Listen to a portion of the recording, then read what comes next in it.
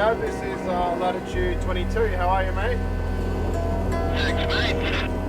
It looks like we've got stream and they're cruising south nice and slowly. Looks pretty good, mate.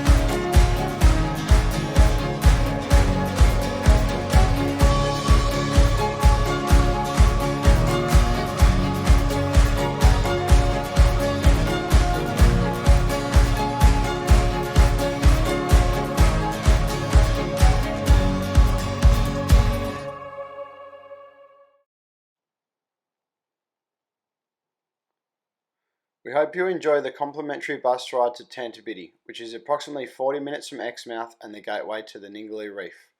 Sit back and relax while we give you a short presentation. Tantabiddi Boat Ramp is the closest place the boat can be moored to where the whale sharks are on the Ningaloo Reef. Once you have arrived, we'll separate you into two groups and transfer you to our vessel Latitude 22. Once you're all on board, you will receive a safety briefing and boat induction, and while we're cruising through the lagoon, you will be served a continental breakfast. We'll then set you up with some snorkeling equipment, a lycra suit or wetsuit if needed, and an experienced crew member will give you an informative snorkel lesson and site briefing. The main reason for the morning snorkel is not only to enjoy some of the pristine snorkeling sites, but also for you to get used to your equipment. Your morning snorkel will last about 30 minutes, and at 10:30 the microlight aircraft will be crossing the Cape Range and start searching for whale sharks on the Ningaloo Reef. At this point, your guides will split you into two groups and give you a whale shark interaction briefing. Then you can enjoy some tasty morning tea while we travel to the outer reef. During this time, please keep in mind whale sharks are completely wild animals. It could take 5 minutes or 5 hours to find them. Once we find a whale shark, and if the conditions are right, we'll get you in the water for a swim with the biggest fish in the sea. Don't forget to give the photographer a smile. We'll try to give you as many swims as possible and only stop when you get tired or the whale sharks get tired of us. Once we have finished our whale shark interaction swims, we'll stop somewhere for a nice, fresh and healthy lunch. If we have time, we'll go for another snorkel inside the lagoon, or maybe do some whale watching depending on the season. We will also go for a cruise around the lagoon and search for other marine life, like dolphins, turtles or dugongs. Then it's time for some afternoon tea and a complimentary beer or champagne to celebrate the day. We'll then take you back to your accommodation between 4 and 5 p.m. Now for some information on Exmouth and its local history. Exmouth has recently celebrated its 50th year anniversary in September 2017, which makes it one of the youngest towns in the country. Exmouth exists today because of the ANZUS Alliance. The town was built to support the Harold Holt Naval Communications Base. The base was named after the Australian Prime Minister at the time for his support to the US during the Cold War.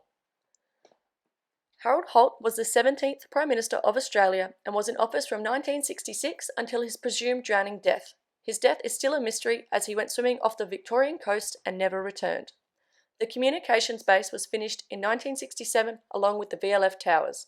As it was an American base, the US servicemen had all the comforts of home.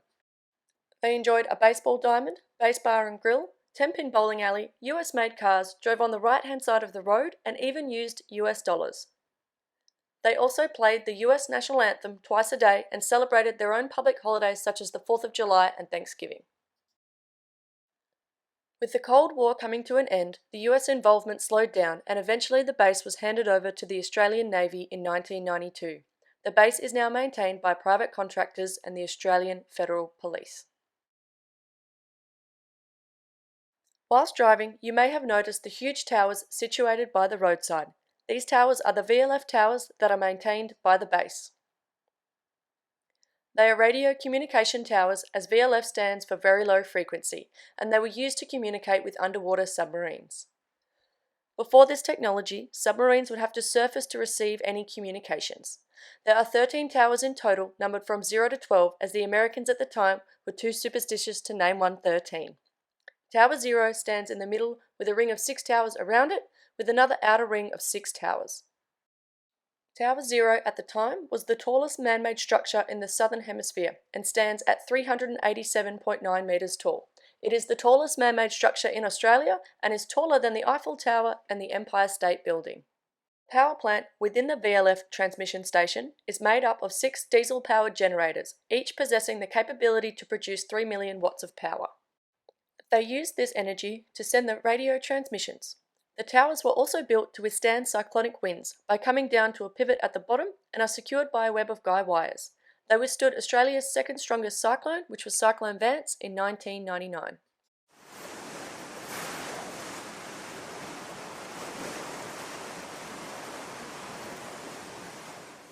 Learmonth Weather Station recorded wind speeds of up to 270 km per hour before the cyclonic winds broke the weather station. The Northwest Cape has a history abundant with shipwrecks due to many factors, one of them being cyclonic activity.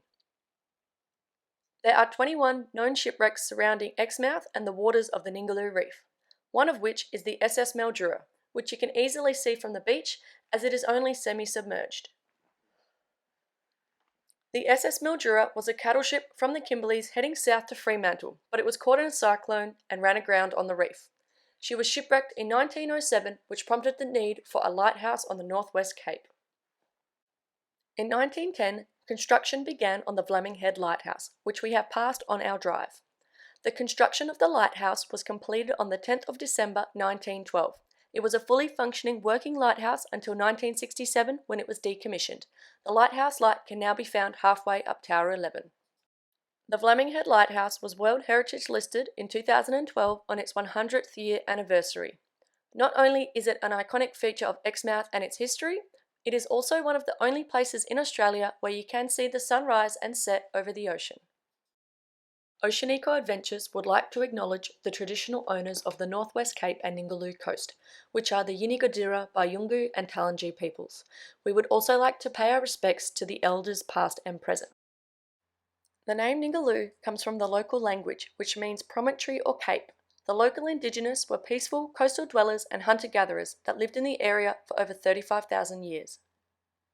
One of the oldest beaded necklaces in the world was discovered near Mandu Mandu Gorge in the Cape Range National Park. This necklace has been carbon dated to around 32,000 years old. The Cape Range is also known to have other archaeologically significant sites, such as fish traps, middens, burial grounds, rock art, and campsites. The indigenous people of the area also helped a number of shipwrecked sailors, including the crew of the bark Stefano. They were shipwrecked in 1876 and were given food, water, and shelter, and were helped to Bardigi Beach where they were saved. The local indigenous people here must have encountered whale sharks, as they were given the name Gujawari. Guja means rock, as they were seen as large rocks moving slowly through the water. Today we will be operating around the northern end of the Ningaloo Reef. The Ningaloo Reef is almost 300 kilometres long and starts just north of here at a place called Northwest Reef. It runs south along the coast all the way to Red Bluff, which is just north of Carnarvon. The Ningaloo is the largest fringing reef in the world. Fringing means it hugs the coast. It is also Australia's second largest coral reef. Both the Ningaloo Marine Park and Cape Range National Park were World Heritage listed in 2011 for their outstanding universal value. The reason for this is due to the diversity and uniqueness of the currents, flora and fauna in the area. Thanks to both tropical and temperate currents, there are both temperate and tropical species living in the surrounding waters.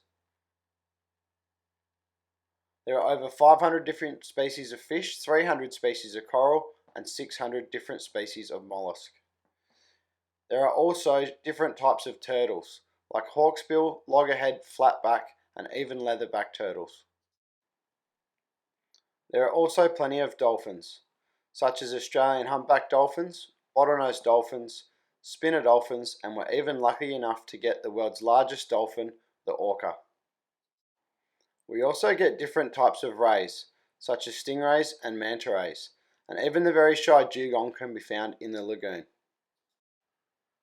At certain times of the year, we get different species of whales, such as humpback whales, minke whales, pilot whales, and Bryde's whales.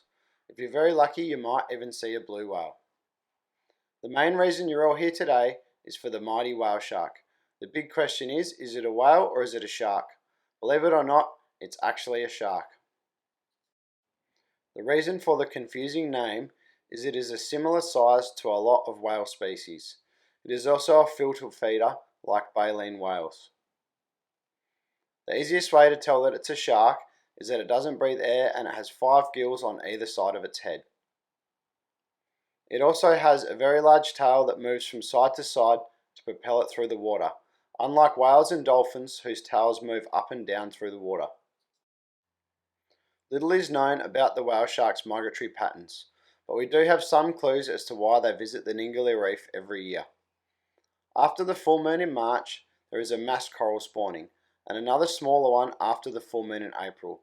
This supports an abundance of different types of plankton which whale sharks love to eat. Plankton is basically a sized class of organism. Anything that is very small and can't swim against the current is classed as plankton. Plankton can be divided into 2 main groups: phytoplankton, which is tiny plants, and zooplankton, which is the tiny animals. Zooplankton are a big part of the whale shark's diet and are believed to be the reason they visit the Ningaloo. The average whale shark consumes an average of 20 kilos of food a day over a 7-hour period. The reason the Ningaloo Reef has the longest whale shark season is due to the surrounding currents.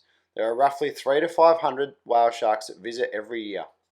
The average size whale shark on the Ningaloo is around 5 metres, but we do see them from 2 to 12 metres long. The population is also 80% male and 20% female. The reason for this is unknown. Not much is known about the whale shark's breeding habits.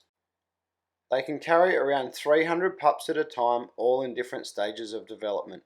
When they are born, the average sized whale shark is about 55 centimetres, and they are fully independent from birth. If you think of any questions throughout the tour, please be sure to ask your friendly crew and they'll be happy to help you. We'll be arriving at the boat ramp shortly.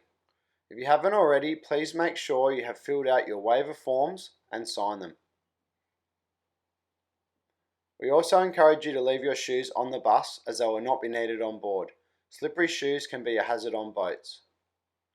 If you have particularly sensitive feet, please wear your shoes down to the tender and then take them off before boarding.